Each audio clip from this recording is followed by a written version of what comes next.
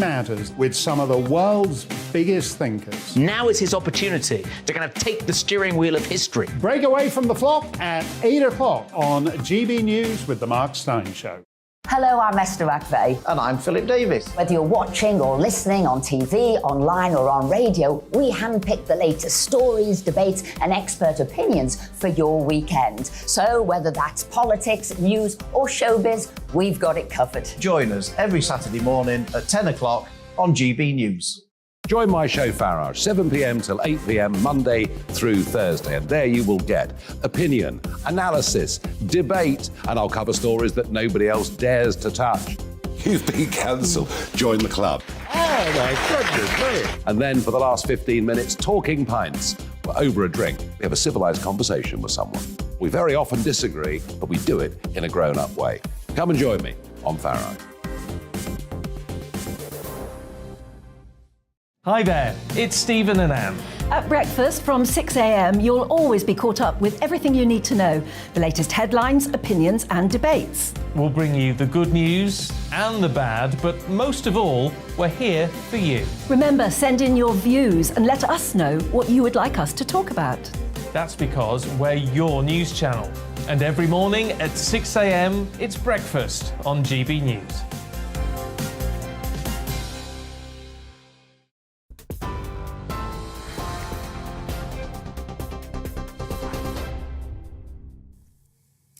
Good evening, I'm Tatiana Sanchez, the latest from the GB newsroom. The Prime Minister has admitted last week's mini-budget has caused disruption, but is adamant she was right to act to protect families from soaring energy bills. Liz Truss and the Chancellor met with the Office for Budget Responsibility today in an attempt to reassure financial markets amid rising mortgages. The OBR will deliver its forecast on the impact of the government's policies next Friday. Liz Truss insisted the government's £45 billion tax-cutting plan will get the economy moving. But we are committed to the OBR forecast. We are working together with the OBR. There will be an event on the 23rd of November where the policies are fully analysed by the OBR. But it was a real priority to me to make sure we're working to help struggling families. We're also dealing with the economic slowdown, which is being felt globally. So that is why we had to act quickly in the circumstances. NATO's Secretary-General says Russia's annexation of 4 areas of Ukraine is in total violation of international law and that it's the most serious escalation since the war began. President Vladimir Putin announced Moscow would take control of the regions across southern and eastern Ukraine after so-called referendums. The UN has condemned the move, saying it could jeopardise peace, and the UK and European Union have stepped up sanctions against Moscow. The Prince of Wales is urging that online safety for children must not be an afterthought after a coroner ruled social media contributed to the death of Molly Russell. An inquest concluded the 14-year-old's death was caused by an act of self-harm and that she suffered from depression. Molly had viewed thousands of posts related to self-harm and suicide on Instagram and on Pinterest. An amendment to the online safety bill will be brought forward to help parents access information about social media.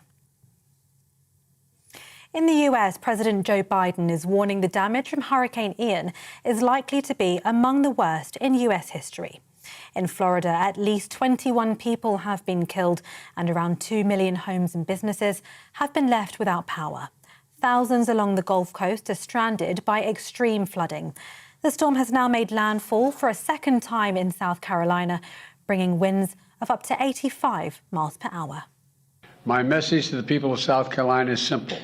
Please listen to all the warnings and directions from local officials and follow their instructions. And as you all know, the situation in Florida is far more devastating. We're just beginning to see the scale of that destruction. It's likely to rank among the worst of the nation's and the worst in the nation's history. And back at home, more than 50,000 letters and messages of condolence for the late Queen have been received by Buckingham Palace. The palace has said all of the letters will be read carefully and they'll all receive a response. Queen Elizabeth II, the nation's longest reigning monarch, died from old age, her official death certificate shows. TV online and DAB Plus radio. This is GB News. Now it's over to headliners.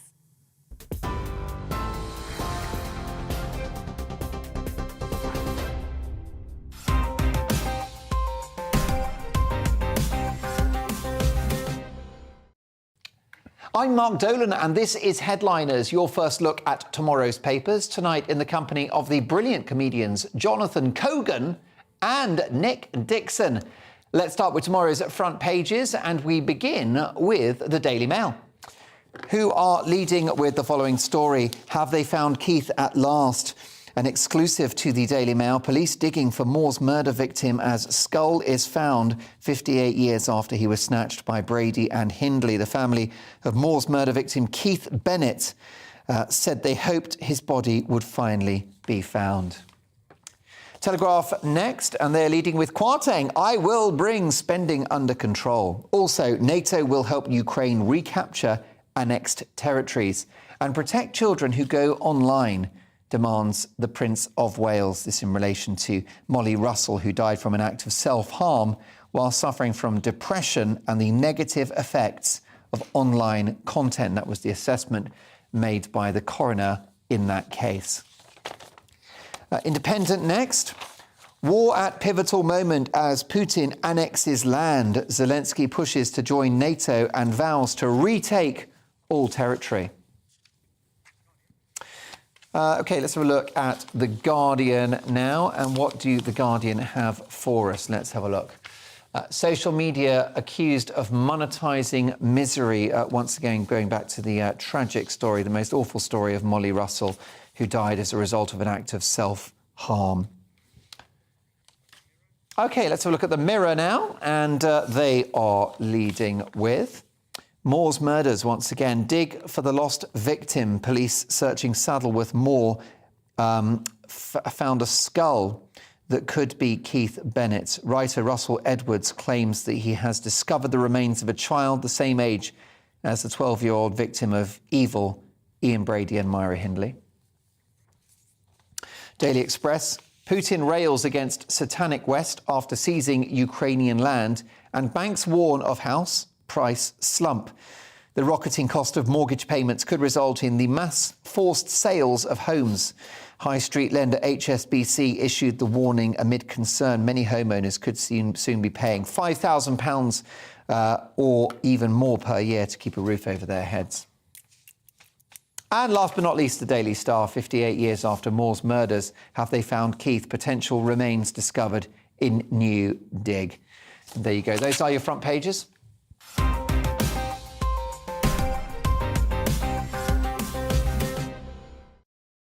Let's start with Saturday's Mail, and Liz Truss is standing defiant on her tax cuts, Nick. Yep, the Mail's gone with under fire. Liz Truss vowed to push on with controversial and difficult tax-cutting plans despite market chaos. And the OBR, that's Office for Budget Responsibility to experts like me, will deliver its verdict next week. But they're going to publish the results on November 23rd, is what they're saying. So, yes, Liz Truss in a very difficult position. She can either carry on or she can U-turn, and both are sort of disastrous for her. And I've been speaking to people who understand economics from across the spectrum, and there's a lot of criticism that Kwarteng was perhaps trying to avoid scrutiny from the OBR. You know, the normal thing to do would be they would have detailed forecasts, it would be scrutinised by the OBR, they might publish the results. Now, it's a mini emergency budget, so, OK, you can't have that perfect, but at least you can do something. So they've sort of avoided scrutiny, and obviously it's been chaos, as we know, due to the pension funds, the interest rate issue. And yeah, I can explain it. It's all incredibly complicated. And unfortunately, I can't read my own notes. It's so dense and complicated. We're spending all the day. Have you done the numbers? Have you had your calculator out? Mark, you can ask me almost anything. I've become an economic expert in about a day. It just says, uh-oh. But that's... How are your gilt yields looking at the moment?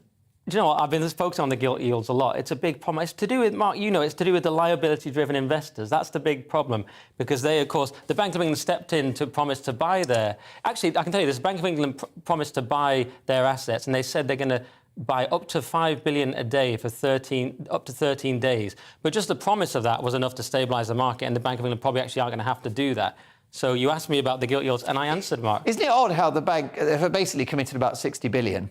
but they're doing it like 5 billion a day. That's a bit like the way when you go to the off license with contactless, you can only buy like a couple of bottles of vodka on one purchase. Yeah. And then maybe go down the road to Co-op. Yeah, it's so they don't actually have to do it, but they're just saying they'll do it is enough to stabilise. Like I've said I'll do it, and it's like when you're sort of getting an IOU for a Christmas present. You ever had that? It's like I promised to get you a TV and it never happens. I'm still waiting for my Nintendo 64. Never comes. Or when you're at a charity event and you pledge money. Yes, that's always my favourite. I've pledged millions. Yes, yeah, exactly. But just for the record, of course, the Bank of England would honour their promise if they had to, but they won't really need to. That's the thing. Yeah, please don't crash the markets again, Nick Dixon. Yes, but this is. I mean, I don't know what you think, Mark, but she has to basically stick to it.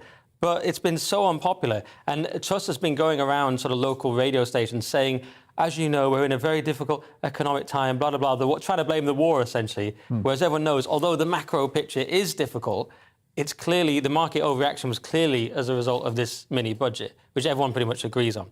So she's been trying to fob it off on the wall. But not everyone agrees, Jonathan, that it was a bad budget, because the idea is to go for growth. I'm wondering whether what the issue here with this policy is communication rather than the fine detail. I think it could be a communicative aspect to it. And strategic, don't you think? Because we talked about the OBR thing, right? The obvious for budget responsibility. Kwarteng thought he could get away without bringing them in because it was an emergency budget and he wouldn't have to report to the OPR for another few months. Be under more scrutiny if it wasn't emergency, right? There'd be more time for it to be sort of inspected and assessed, whereas now, under these kind of semi-dire circumstances, it's kind of been rushed through. OK, so it's a confidence thing. It's kind of like when I convinced my girlfriend to put all of our money into GameStop shares, and I was just trying to be really confident, and then... Well done, you. Yeah, I made £15 and invested £1,000, so I'm just about broke even. So. Is that sort of Grand Theft Auto and all of that? They did sell that, yeah. It was like a big Ponzi scheme that I got carried up in. Grand Theft Auto, one of those violent games. So are you good at sort of killing drug dealers and hookers and stuff like that? Yeah, and also in the game as well. I'm glad to hear it. Who knew? Life reflects art. Let's have a look at our next story. And this is, it kind of leads on, really, in Saturday's Independent. With all the negative economic talk, time for some positive news, John. Absolutely. So a little bit of good news here. There's finally been a little bit of growth where it's most needed. No, it's not Mark's facial hair. Sorry. Yeah, it's in the UK economy, which grows... I'm still waiting for puberty. Yeah, it will come. Not everything has dropped yet. Stop taking those blockers. So the UK economy grows slightly in the second quarter. The old chest straps are working. Yeah. Surprise growth. Yes, yeah, it's not massive, but it's not what was expected because what was predicted was that we'd be going into decline, which would be they were thinking it's going to be a recession. So although recession was predicted, technically we're not in one because a recession happens when the economy witnesses 2 consecutive quarters of decline, which we haven't got. So the Bank of England implied that the UK was likely to currently be in recession as it forecast another decline of 0.2% for the 3 months to September. However, the new figures from the Office of National Statistics mean that even if the economy declines as predicted this quarter, it will not yet be in recession. So I think that's some good news. I think everything's fine. Buy that guitar-shaped swimming pool you were thinking of doing. Well, don't worry about it. I'm very glad to hear it. And here's the point, Nick, that there are so many in the media who have been talking the country down, loving this crisis. It's the same people that during COVID called Britain Plague Island. But they're eating their words. We're not in recession. The cost of borrowing is falling, and the outlook for inflation is pretty rosy too. Yeah, well, I'm going to be really balanced and fair tonight, Mark, and say that I can understand those people because... Yes, the pound rallied and it wasn't as bad as we thought, but we're in this incredibly unstable situation. We've had COVID/lockdowns, whichever you think was the most damaging. We've got the war. Of course, some people cite Brexit, which even if you say long-term is going to be good, short-term it's definitely a bit chaotic. And then we've got this debt problem. We've got too much debt, and now this mini budget is taking on more debt. So I think it's understandable that people, you can never predict the economy anyway. And then with all those factors, I think it's understandable that people have been a bit negative about it. But yes, it's good news. I have to, I think, on a point of order, question that though, Nick, because there's this furore about the 45p tax rate cut, which is about potentially, it depends who you ask, it could either be cost neutral because more people are willing to go into the higher tax bracket now that it's not taxed at a higher rate. And therefore, it could even bring a profit. That's certainly the view of a couple of economists. But the issue is that it's only 2 billion, right, max. Now, that's what we're sending to Ukraine this year. No one's made a fuss of that. I see your point. The criticism, I have noticed the criticism of that top rate tax comes from across the board. Like if you listen to the BBC, they'll criticise that aspect while saying that other aspects of it are fair enough. Even Gerard Lyons, who's a more sort of pro-Brexit economist, he still has criticised, and even our very own Liam Halligan have still criticised that top-rate tax change because they say it's tone deaf to do when people have the cost of living crisis and just before the Labour conference. Is it the right thing to do? And Bank of England type people will say as well that the danger of it is you're doing it with borrowing, whereas you could have done it with the windfall tax, or people say there's already another windfall tax. You could have done it like that on the energy companies rather than done it through borrowing and incurred more debt. That would be the easy way out. That would be the politically expedient option. But Liz Truss has got a pair of balls on her, and she's going for growth. Well, the argument is... It's honest, isn't it? Well, the argument is, from some people, I'm just giving that you won't actually achieve growth. You've said that, but you haven't really spec that out. You've just speculatively said that, and you actually are going to take on more debt at a time when we already have a lot of debt. And actually, the downside is known, but the upside is not known. I'm being so nice and balanced today, because normally I'd be more pro-free market, but it's tricky, isn't it? Because you wonder, are we even allowed to have Thatcherite policies anymore? Because you've got the Bank of England, I think, perhaps correctly doing their job. But you've got the IMF stepping in and saying this will increase inequality. Did you see that? Oh, yeah. I thought that was a strange comment, because that surely is an ideological comment. Because correct. If you think about it, Thatcher, remember the famous speech in the House of Commons towards the end of her tenure where she said, you want this, we want this. So Thatcherite type economics accepts inequality because it says we'll all be richer, so it doesn't matter if the gap is bigger. So the IMF stepping in and say this will increase inequality, in a way, Truss should just go, yeah, we're cool with that because we'll all be richer. I think so. I hope she gives the IMF a rocket at conference this week, but we'll find out. Despite the good news for the economy, Saturday's Mirror shows us that the good news doesn't extend to the Tory party, Nick.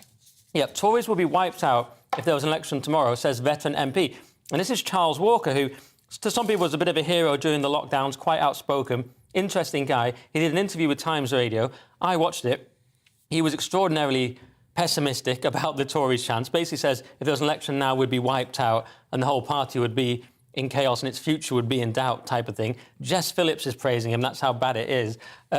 So, you know, the media, there's a lot that's against the Tories right now. There's this 33-point lead. What was it there? Oh, a 19-point lead over the Tories, some polls are saying. All these different polls. A GBNews poll says 30 points. Right, I knew I had that from somewhere. So the media seem to want Starmer, right? Truss has been, like I say, not great. She hasn't got ahead of this budget thing. Now, Truss, let's be very fair, during the leadership campaign, she was quite quiet, and then she kind of came through strong. This is what she really needs to do now, because I don't know about you, Mark, when the Queen died, sort of Boris took centre stage. Then we had Kwarteng, of course, with the budget taking centre stage. Starmer, with the Labour conference, sort of stood up and made his stance. Truss, I feel like we haven't even really seen anything from Truss yet as leader. And it's all about, can she do it at the Conservative Party conference? To me, she has to come out with something extraordinary. Well, I think she's done quite a lot. The biggest tax cuts in 4 decades. You know what? But has she done a lot in terms of... Do you feel like she's really sort of present as Prime Minister? I feel like I've barely sort of seen her yet. Sure. I could be wrong. I think she's rationing her appearances. Is that the way to go, Jonathan? So you don't want to suffer from overexposure and kind of ram yourself down everyone's television throats. But yeah, I think it does seem to be, again, it's an issue of how much faith people have in her. Like you say, she's not really made any big stage moves. She might have done quite a lot of economic stuff, but hasn't really made a splash in everyone's minds, perhaps. She made a nice speech about the Queen. I thought she did very well in her first Prime Minister's questions.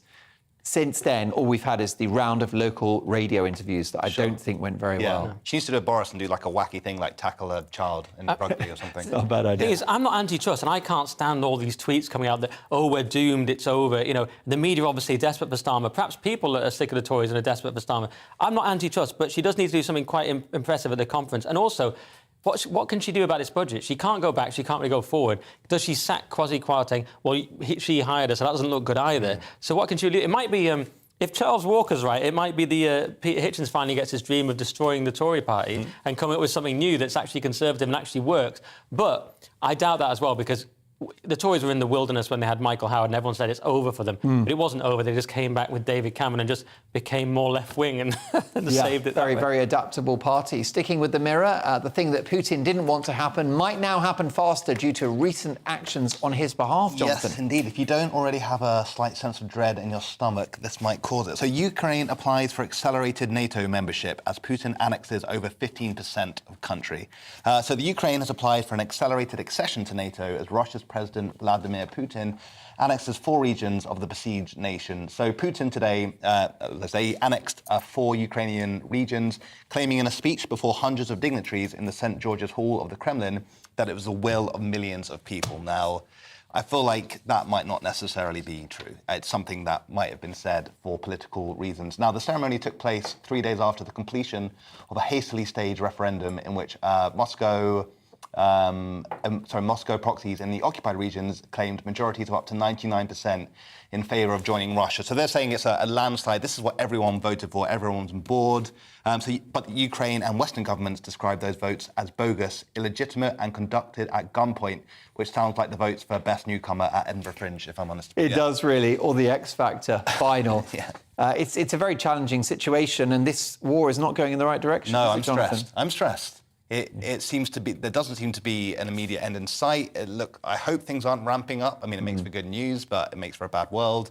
It's stressful. I'm worried. Nick, what's going to happen in Ukraine? Well, obviously it's worrying this NATO membership aspect because Zelensky will naturally push for it, but the danger is, it escalates and forces it into nuclear conflict and all those kind of concerns, which are obviously serious. But the question is, does Putin really care about that? Because he did this lengthy speech where he didn't focus much on the NATO aspect. He didn't seem to be too concerned. He focused much more. He said, he talked about the breaking of the West's hegemony is inevitable. So he did this very grand speech. It seemed designed to appeal to the right and the left in the West. He said things, I'll give you a few examples. He said that they colonized, they started the global slave trade. They genocided Native Americans and pillaged India and Africa. So he's talking about the empire. He's got woke. Yeah, he sounds like a leftist. And then on the other side, he says, we don't want parent 1 and parent 2. We don't want invented genders. So then he's kind of appealing to the right wing. Right down the middle. Yeah, and then he also says things like, German cities were flattened without military need. And he could argue things like Dresden, there's a point. This is what Putin does. He throws in little things where he has a point sort of thing, and then says something crazy. And he accuses the West of using finance and technology to sort of threaten people. Well, he's using gas, so it's completely absurd. And he talks about our love of our fellow man, our compassion and mercy. So there's sort of a lot of irony in the speech from that perspective. So, what Putin seems to see it, if you take him at face value, maybe this is all just rhetoric, he seems to see it as the West is this evil expansionist power and they're just talking about their sovereignty. He talks about sovereignty in the speech and that actually, whereas of course from our perspective, Putin wants to expand and we're just trying to say stop invading people. So that's where it is. But I don't know if he's actually bothered about... If you listen to his words, he doesn't care about NATO, but I don't know. And can we talk about the Nordstrom Pipeline? What's happening? Oh, yeah. Well, the thing is, I covered this at length on this very show the other night, and I said who the 4 potential culprits were, which were, of course, Russia, USA, Poland and Ukraine. And I ended up concluding, well, we won't go into what I concluded, but now Britain's been added, Mark. We've been added as a 5th possibility because Putin blames Anglo-Saxons for blowing up Nord Stream pipelines, and he's focusing on the US and Britain, accusing them of sabotage. And he says it's hard to believe, but it's a fact that they organised the blast on the Nord Stream international gas pipelines. They began to destroy the pan-European energy infrastructure. So he's calling it Anglo-Saxons. Time travelers. And to be fair... I said the other night, the one mistake I made the other night was, and I got picked up on it on Twitter, as you invariably will when you make one tiny mistake, I said that the US supplied underwater drones to Ukraine, but it was actually the UK that did that. So there is a case for Putin that we supplied these drones to Ukraine, and that's how this pipeline thing was done. Why would we disrupt gas supplies into Europe? I'm not totally sure. There was the argument... I mean, yes, you'd want to hurt him economically, but we need the gas. Well, by saying Anglo-Saxons, he's covering it to mean US as well. The argument for the US is more clear. It's that Biden said he would do it. He didn't say blow it up, but he said... If Russia invade, Nord Stream 2 will not happen. Newland, one of his members of staff, said it will not happen. And this guy, what's his name, Sikorsky, said thanks USA when it happened in this tweet. And his profile picture is him with Biden. So they're sort of mates. So that's the case, and then there's a case for all these other countries. I went over it the other night, so I won't repeat it. But yeah, I'm not quite sure why we would have done that though. I think back off Putin. It wasn't the Anglo-Saxons. Indeed. Well, look, we'll find out who it was in the fullness of time. Coming up after the break, the new money in our pockets and the gas bills that will take it straight out again. And why knockoff foods could be resigned to the dustbin of history. See you shortly.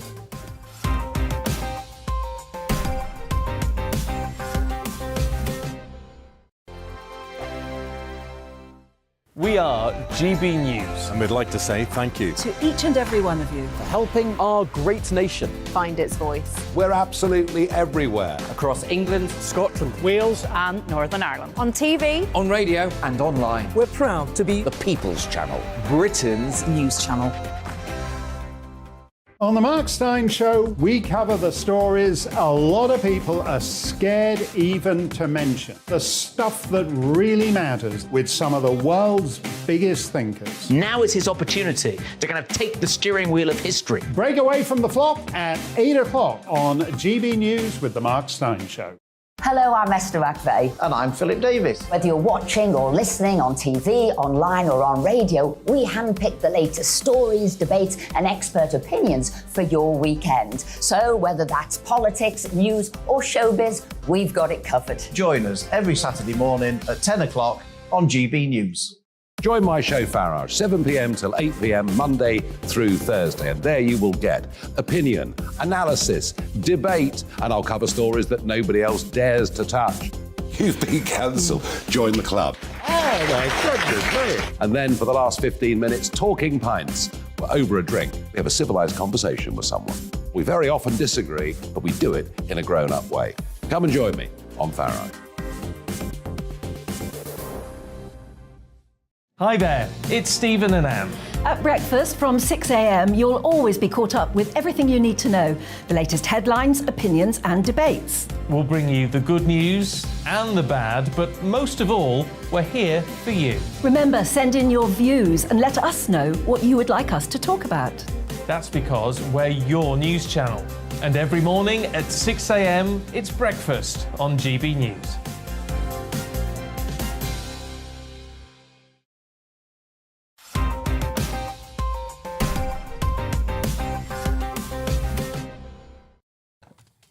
Welcome back to Headliners, your first look at tomorrow's papers with me, Mark Dolan, and helping me do just that are the brilliant comedians Jonathan Cogan. A warm welcome back to Jonathan to Headliners, and the brilliant Nick Dixon. A very old friend of mine, I know his secrets. Saturday's independent and our homeland security is under threat. Jonathan, tell me more. That's right, it's the revenge of the nerds here. So pro-Russian hackers temporarily take MI5 website offline with a cyber attack. So the attack follows a warning over targeting of Britain and other countries supporting Ukraine in escalating war. So a Telegram post, and Telegram, if you don't know, it's like WhatsApp. Is it a dating website, is it? It can be if you do it right. Can you hook up?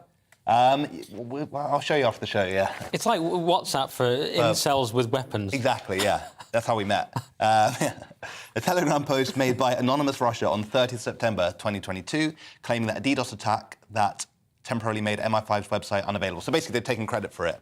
Now, the MI5's website displayed website under maintenance page when it was hacked. So nothing bad was done, no information got lost. So they said it had absolutely no impact on the organisation's work. It was only the public-facing website. There was no threat to security, no secure information was accessed. So I'm starting to think it might have just been like a technical error on their behalf and they blame the Russians. That's what I would have done. That was my first. It's often an excuse, isn't it? Yes, pesky Russians. It doesn't seem like that big a deal, but the fact that they got in, they sent a message. They sent a warning. They have, haven't they? Yeah. I smell a rat. What do you think, Nick? Yeah, I feel like I've spent all my Russia information on that last story where I just read Putin's whole speech. But Russia will use any type of war. They're famous for this. They'll poison people in Salisbury if necessary. Allegedly, they'll use cyber. They'll use energy wars we're seeing now. And this is worrying because you wouldn't want them to hack into MI5's diversity targets, would you? So that's what I've got on that, Mark. Well, too right. Let's go to the Sun now. By the way, we will get to some good news shortly, but we have to talk about gas bills in the Sun. Yeah, furious energy customers forced a queue to submit meter readings as website struggle with demand. So British Gas, Scottish Power, Shell Energy are all complaining. Customers of them are complaining because they're trying to get their meter readings in because, of course, everyone's panicked about energy. But they can't because the websites are all crashing. It took someone an hour and 18 minutes, very specific, but that's a very long time to wait.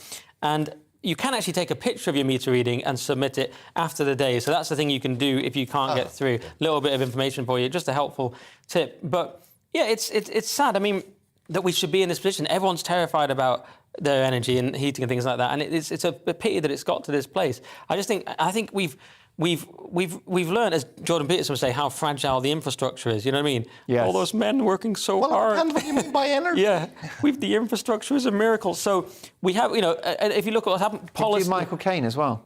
No, just that's my only one. Green policy. Jordan Peterson, I can't do it. If you think about green policies, the war, our over-reliance on tech, we end up in a situation where, isn't it mad that in 2022 we're also worried about energy? But this is where we are. So my only hope is that we'll appreciate those working men who keep our infrastructure going after this winter, and we realise how difficult all this stuff is. Quite right. Well, let's go to Saturday's Independent, and soon we'll be paying for things with the King's head on our coins, Jonathan. A big moment. That's right. Exciting. Change ahead. So Royal Mint releases first official coins featuring King Charles III. So the Royal Mint has released the first coins featuring King Charles III, which will go out in circulation from December. So the 50 pence piece features a new monarch, and it's been designed by British sculptor Martin Jennings, and they've been personally approved by Charles. So it's a new coin. It's exciting. We're all going to have those soon. And in keeping with royal tradition, the coin features the king's face to the left, the opposite direction to the coin featuring his mother, Queen Elizabeth II. And furthermore, King Charles is requested to be portrayed wearing a backwards cap and puffing on a raspberry vape. Yeah, well, he did say he was going to reform the monarchy. That's see how... Oh, we lost the picture. We had a picture of them while you were reading. It was very dark, wasn't it? Are they going to be that dark? They were basically black coins. I think that was probably just our background. Hopefully a little bit shinier, but he looks very debonair indeed. Saturday's Telegraph now, and giving some relief to all those dieting and looking to lose weight, Nick. Yeah, food labels could tell you how much exercise is needed to burn off that slice of cake. So instead of having the calories and all these kind of numbers that people struggle to digest, no pun intended, they'll just say things like, calories in this cake require 90 minutes of walking to burn off, or a chocolate wafer biscuit with 209 calories would cost 21 minutes of running, even though it's only wafer thin. Do you remember that? It's only wafer thin. I think that's Monty Python, or one of those things. But yeah, this is quite good in a way. I mean, obviously it's nanny state on one level. It's all nanny state craziness. But if we just... Go on. It's nudge economics. It's like suggesting. It's not telling you can't. It's saying, hey, here's this extra information. Maybe act upon this. Right. It's nudge theory without the terrifying aspect that Sage used. It doesn't scare. It doesn't... I mean, nudge is probably... Yeah, it is nudge, isn't it? Like the cigarette packets say, you'll die immediately if you smoke this. Yeah. This is more like you're going to have to run for ages if you eat this. I mean, look at the 21 minutes of running to eat a tiny wafer biscuit. You would rethink, wouldn't you? And look, in some ways it's quite good because famously you can't out-exercise a bad diet, as I'm proving. You can do, no matter how people overestimate how much they burn during exercise. Correct. You do a huge amount, and even the apps overestimate it, even the Fitbit and so on, and actually you just want to ignore that, because so you have to have a good diet, because no matter how much cardio you do. I totally agree. I've recently downloaded an app which tracks every single calorie that my girlfriend eats. It's amazing. So good. Just so handy. That's all you need to know. Listen, I think that the issue I've got here is I think it's more junk science, actually. Right. Because this, as you mentioned, equates exercise with weight loss. Mm-hmm. And really, anyone worth their salt will tell you that exercise is great for human health, great for your respiratory system and your cardiovascular, but it's not going to move the dial when it comes to getting thin. It's body chemistry. You need to... And everyone's is unique. Well, they are, but what do you got to do? You've got to cut the carbs, get the insulin down, you start burning fat. But Mark, I know you're the master of weight loss, but isn't the strength of this that it tells you basically that? It says, look, you're going to have to run for ages to burn this off. Well, yeah. It essentially tells you that exercise doesn't work. Well, exactly. And I've always believed when it comes to kind of weight loss strategies that what the public need is information, not instruction. Okay. And so, therefore, if you just say to people, look, that Mars bar will have this consequence. If you want to go for it, then knock yourself out, but you ought to know. They should just put pictures of fat people like they do with, like, smokers. I was just thinking that. Just put the pictures. You will look like this. A jolly, laughing, red-faced man. Yeah, they do that at Christmas. They do. But I think that the issue is, I don't like the link between exercise and weight loss because, from my experience, the way that you lose weight is to change your body chemistry in terms of what you're eating, which is those... What happens is when you have things like bread and biscuits and potatoes and rice and pasta and beer, it shoots your insulin up. Yeah. Insulin is the main fat storage hormone of the body. So all the energy from starchy food is shoved into fat cells, and hence you get big. But Mark, what if eating is your only escape and happiness in a meaningless life? Oh, that would be a problem then. Yeah, beer is my weakness, I've got to say. But look, I'm sure that's a conversation that will continue, and it's good that they're trying to do something about it, because as we learnt during COVID, the link between your body mass index, your waistline, and your health, your immunity is a very clear one. Absolutely, very true. So there you go. There you go. Information, not instruction. That's what I think. Saturday's Mail, and it's the end of times for supermarket knockoff brands, Jonathan. It could be. So is this the end of supermarket copycat items? Brand expert claims Lidl losing legal battle with Lindt over chocolate bunnies could sound the death knell for other cut-price knockoffs like Aldi's Cuthbert the Caterpillar. So a brand expert hopes that the end of supermarket copycat items could be in sight after a bombshell decision by a Swiss court over Lidl's knockoff chocolate bunnies. First of all, I like a nice knockoff product. Talk TV is fantastic. So naughty. Outrageous. You're going to be fined just for mentioning it. That's an ASBO. Is it? God, strike three. So the Federal Supreme Court of Switzerland ruled that Lidl's chocolate bunnies wrapped in aluminium foil, whether golden or of another colour, were too similar to Lindt's. So it's banned them.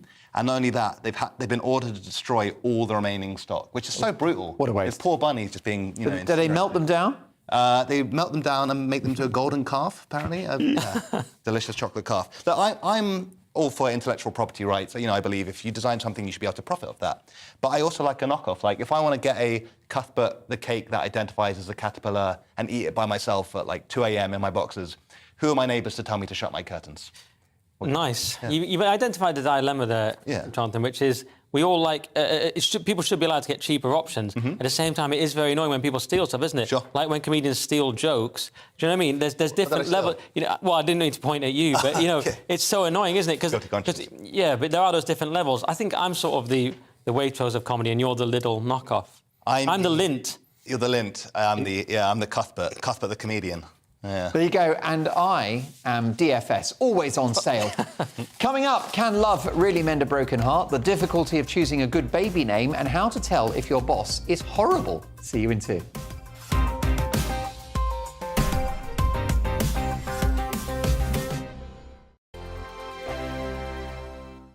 We are GB News. And we'd like to say thank you To each and every one of you. for helping our great nation. Find its voice. We're absolutely everywhere. Across England, Scotland, Wales and Northern Ireland. On TV. On radio, And online. we're proud to be the People's Channel. Britain's news channel. On the Mark Steyn Show, we cover the stories a lot of people are scared even to mention. The stuff that really matters with some of the world's biggest thinkers. Now is his opportunity to kind of take the steering wheel of history. Break away from the flock at 8 o'clock on GB News with the Mark Steyn Show. Hello, I'm Esther McVeigh. And I'm Philip Davis. Whether you're watching or listening on TV, online or on radio, we handpick the latest stories, debates and expert opinions for your weekend. So whether that's politics, news or showbiz, we've got it covered. Join us every Saturday morning at 10 o'clock on GB News. Join my show Farage, 7 p.m. till 8 p.m. Monday through Thursday, and there you will get opinion, analysis, debate, and I'll cover stories that nobody else dares to touch. You've been cancelled. Join the club. Oh my goodness me! And then for the last 15 minutes, talking pints. We're over a drink. We have a civilised conversation with someone. We very often disagree, but we do it in a grown-up way. Come and join me on Farage. Hi there, it's Stephen and Anne. At breakfast from 6 a.m, you'll always be caught up with everything you need to know, the latest headlines, opinions and debates. We'll bring you the good news and the bad, but most of all, we're here for you. Remember, send in your views and let us know what you would like us to talk about. That's because we're your news channel. And every morning at 6 a.m, it's breakfast on GB News.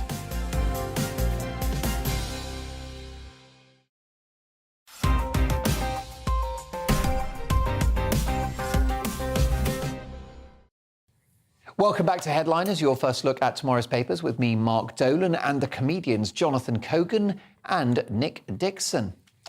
We begin with The Guardian, and universities may be held accountable for postgraduates. Nick.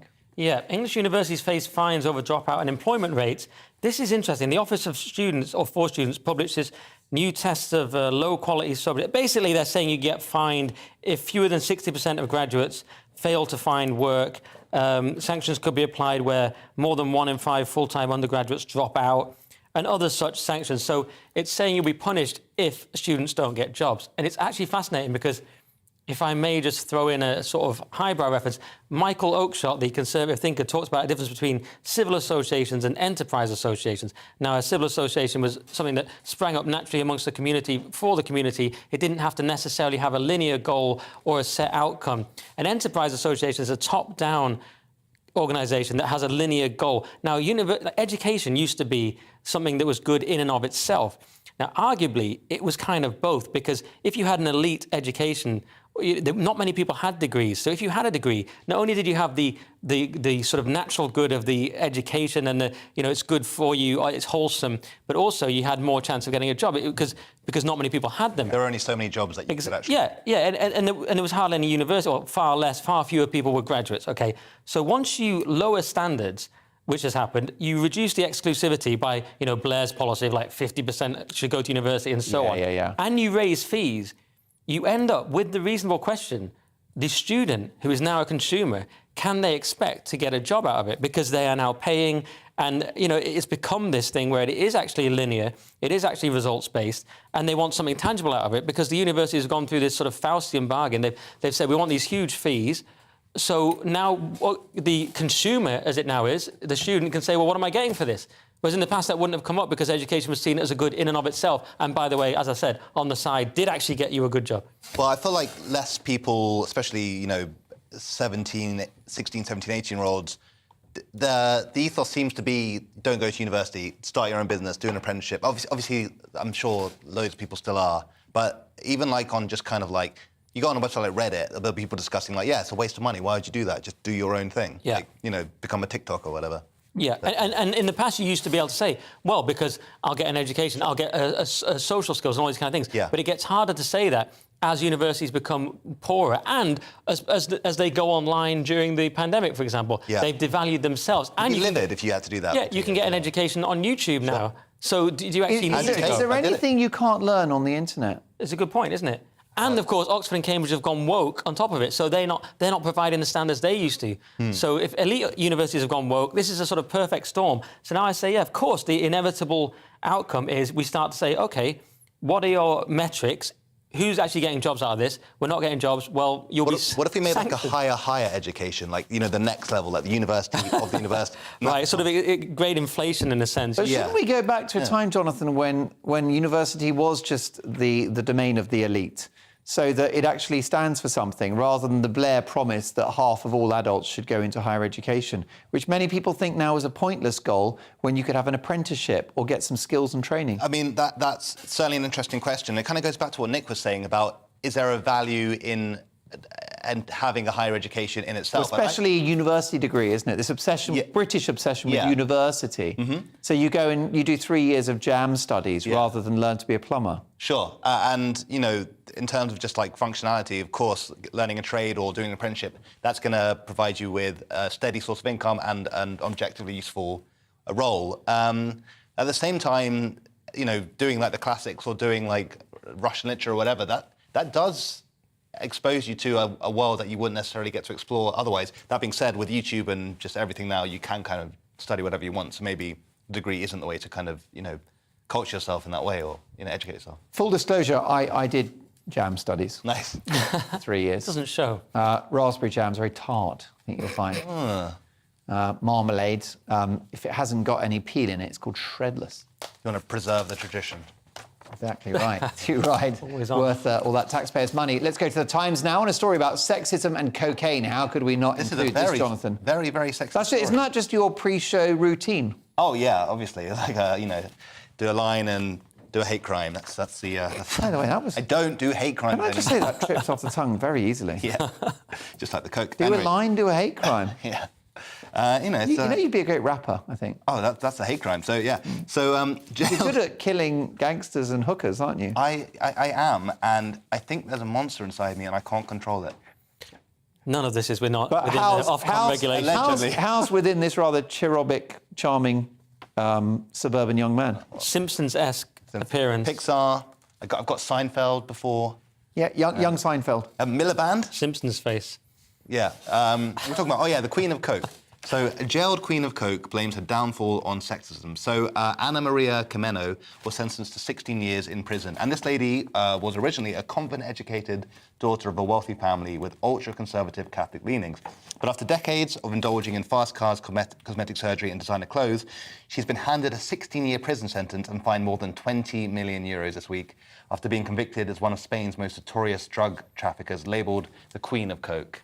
Now, that's a pretty cool nickname to have for anyone, you know, it's like a nightclub legend. But so what she said about this was she wanted to prove that she was capable of earning her own money in a world dominated by men. And she was saying that because she was a woman, her fellow criminals, and the police didn't tolerate her. And because she was a woman, that's why they brought her in. Smash the patriarchy. Yeah. I feel like there might have been another reason why they tried to bring her in as all the crimes dealer. Yeah, because of the crimes. But that's the thing. Was it sexism? Or it was amazing. I know. She's saying the problem with the drug dealers is that they're so patriarchal. And I love this bit as well. She says, if I didn't have these breasts, let's say, although she used a different word, if I wasn't posh and blonde, I never would have gone to prison. What a hardship to be good-looking and posh and blonde. That's why she's gone to prison. Yeah. Surely it's all the drugs. I mean, look at that sounds like white privilege, which is 300 grams of cocaine. I think kilograms of cocaine. Surely it was that. Yeah. Luckily, she won't be around any drugs when she's in jail. No, reminds me, must make a call. Yeah, too right. Telegraph next, and it sounds like a cliche, but love may heal a broken heart, it seems, Nick. Yes, the idea that love mends a broken heart, previously thought to be the domain of popular music, is now science, because oxytocin can actually help repair damaged heart tissue, interestingly. And the neuropeptide, also known as love hormone, is capable of activating heart repair mechanisms in injured hearts in zebrafish and human cell cultures. Why those two? It's not clear. Very specific. It's not clear. By the way, do zebrafishes look a lot like horses, but just without stripes? It's a great question, Mark. It's like seahorses. So hopefully the viewers will tell us via call Twitter. But Mark, as you'll know, the problem normally with repairing the heart is, of course, that what you have to do is take versatile cells from the heart's outer layer, which has always been my approach, called the epicardium-derived progenitor cells, and you turn them into cardiomyocytes. I hardly need to tell you, Jonathan. You've been doing it for years. I've got cardiomyocytes since I got the... Yeah, and as we know, the process is slow and inefficient for meaningful treatment under natural conditions. Now, the thing is, with this new study, it's found that oxytocin might be the magic bullet to speed this process up. That's just my opinion. That's not what I'm just riffing that. Well, I could see, just from a layman's perspective, I could see how that can make sense, because oxytocin is a chemical that's released when you, if you hug a family member or somebody, or... I wouldn't go that far. You haven't met my family. They're just terrible people. Yeah. That's pure adrenaline that gets released. My mother's a proper wrong-un. Yeah? Yeah. She's here now? Well, she's like one of those gangsters you're always killing in GTA. She reduces your oxytocin. But it seems like the intuitive link between love and the heart, which has always been there, might have a scientific basis. That's true. That is true. Because that is the symbolic representation of love, the heart. But what I was saying is that if babies, if they're not touched and hugged and loved when they're born, apparently they die and their bodies don't form properly. So they're not getting the oxytocin from the hug from the parents. Wow. And so I can see how it could have cell-building properties. But that is complete conjecture, but I'm sure it's true. Well, we love a bit of medical fake news on this show, so knock yourself out. It's interesting, isn't it, when people also talk about gut instinct, that relates to your stomach. Yes. And again, I think because there are so many hormones in the gut. Yeah, and neurons as well. And neurons. You have neurons. And fat cells. It's called the enteric brain. It's a very complicated brain in your gut. Yeah. So, science will prove all our intuitions correct over time. And it'll also prove that God's real. Don't they call the gut the second brain? They do. It's the enteric brain sometimes, or the second and the third brain, as you know. Enough about that. Family show, young man. Show me your third brain later, maybe at the GB News Christmas party. Absolutely. Mistletoe. I won't be invited. Let's have a look at our next story, and it's the Times and the difficulty of choosing a baby name in this day and age. Jonathan. Yeah, so apparently baby names tell us a lot about the times we live in, and I think this is something we're all sort of aware of, because as trends come in, babies get named after that thing. So there's been a lot of girls named 11 after Stranger Things, which is not a good name, I would say. It's a unique... Well, it's not even that unique, but it's people who've loved a show and loved it so much that they've decided to name their baby after it, which is quite a extreme. I mean, my baby's called Batman. That's fine. I'm a big fan, but yeah. That's better. Don't you think 11, it just sounds like you've had 10 kids and you've given up on naming them? Yeah. You're going to call that one 11, next one can be 12, 12.1, whatever. You know what I mean? Yeah. Then you need to do the decimals because they have so many. They have 12.1, You better be really 12.2. attractive because you're called 11, so you better be like, yeah, I'm an 11. Oh, I'm an 11. Good point. Yeah, I mean... Yes, and it's, of funny. course, the level to which the amp goes up in Spinal Tap. Please go to 11. Yeah.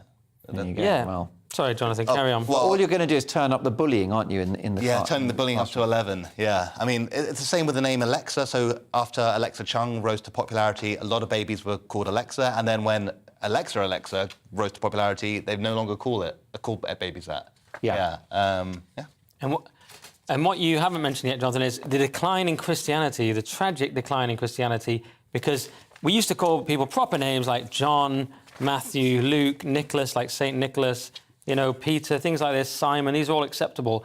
But the popularity of all four of the saints' names has fallen since 1996. On average, the four names ranked as the 30th in popularity for boys' names in 1996, whereas now in 2020, 2 years ago, they were down to 154th. Whereas, of course, other names, of course, Muhammad's gone up, but maybe we won't go into that, the contrast there, but also Netflix names, like you said, 11 has come up, and also people are calling kids Simba because of the Lion King. So you see how our culture... Not the bed they were conceived on, the mattress. Our culture's just... You're funny, man. Our culture, I can't laugh anymore because I'm dead inside, but I can acknowledge you are. That's all I want. I want to know. The culture, you see how the culture's fallen apart. It used to be called Matthew after the Gospel. Now you're called Simba or 11. And it's just part of our junk culture and the decline of everything. That being said, there are still babies called Osama, which was surprising. The name dipped after... This is in the article. The name dipped after September 11th, but then it rose to popularity again. So, it's coming back. When did it come back? How long did they give him? Like a grace period? It went down. Didn't approve of 9/11. No. Tell you what, though, he's done his time. Maybe when he was got. Yeah. So in 1999, there were 27 baby boys registered with the name Osama, and then it went down. And then now there's an average of 7 a year. So brave parents. That is brave, isn't it? Yeah. I mean, Simba's going to get you some low-level bullying. There's a baby 11, but Osama. Well, you could have one called 11, one called September, and then it kind of was. Yeah, there was a kid in Iraq after the US liberation of Iraq, second time round. There was one particular proud local who called a newborn baby son Dick Cheney, which takes some explaining in an Iraqi playground, wouldn't you think? I mean, Dick is not the best name at any time, let alone when one of the worst neocons of all time. Anyway. There you go. Let's have a look now at the Daily Mail, and let's talk about bosses, because bad behaviour creates bad behaviour. So they say, Mark, work for a horrible boss, ? You could end up being just as bad as hostile behaviour at the top of an organisation has a trickle-down effect. Now, I thought trickle-down didn't work, and The Economist told us it doesn't work anymore, but it does apparently when it comes to being a horrible boss.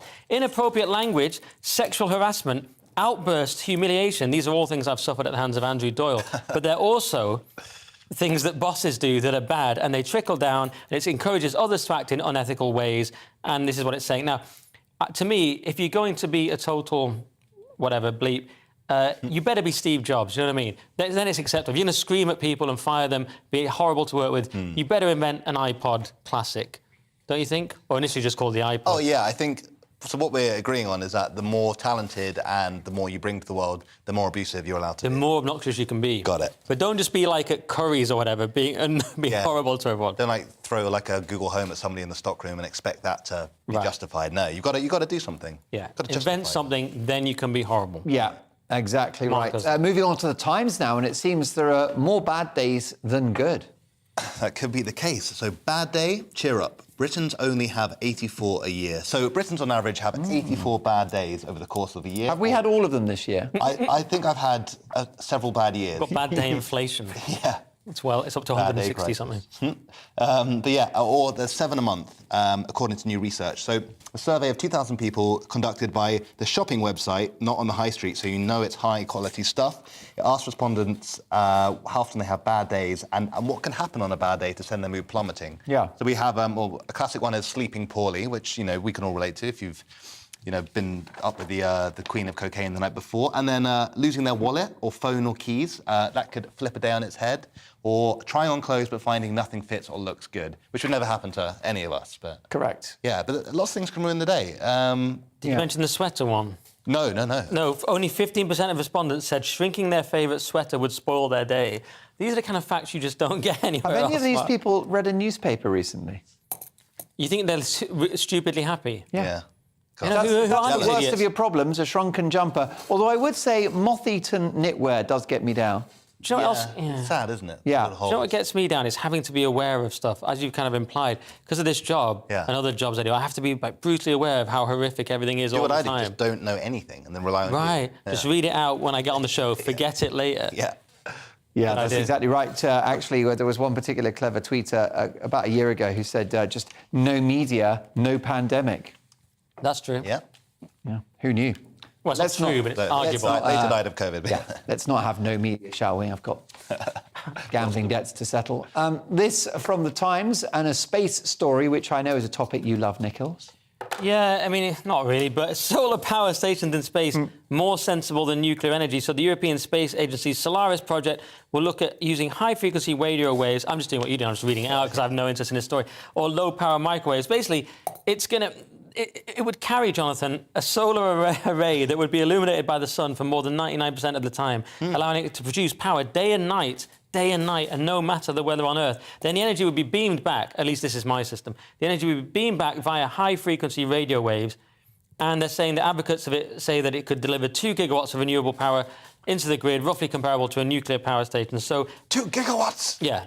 We might not need to have nuclear. In future, we can just use space. Presumably, Elon Musk can hook this up. He'll sort it out. OK, well, look, there you go. Some room for optimism. And let's finish on this, the Daily Star. And it seems Jurassic Park is getting closer to reality. We are getting close to it. So the CIA has invested in woolly mammoth resurrection technology, and nobody knows why. So the CIA has reportedly invested in Colossal Biosciences, a company promising to bring the woolly mammoth back from extinction so it can rewild the Arctic again. But nobody is sure why.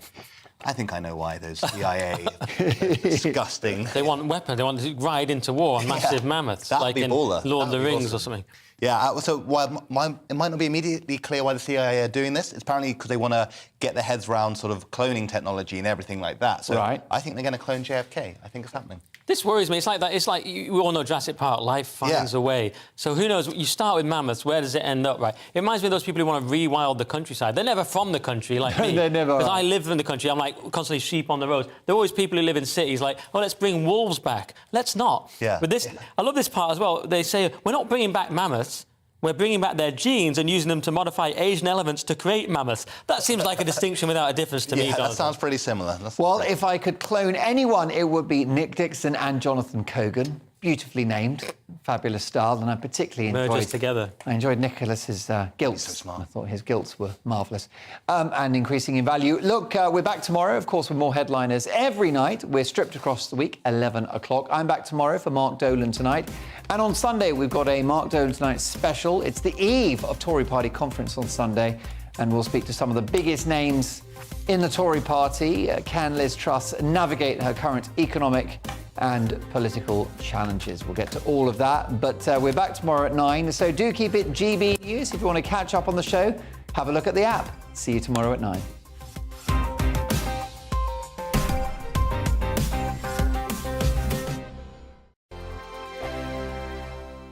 I'm Dan Wootton. Join me Monday to Thursday from 9 to 11 for the feistiest and most fun news debate on TV, where free speech reigns. I'll bring you a sharp take on the day's biggest stories, bombshell newsmaker interviews, and A-list guests. And I guarantee you, no spin, no bias, no censorship, and no reason to go to bed. That's Dan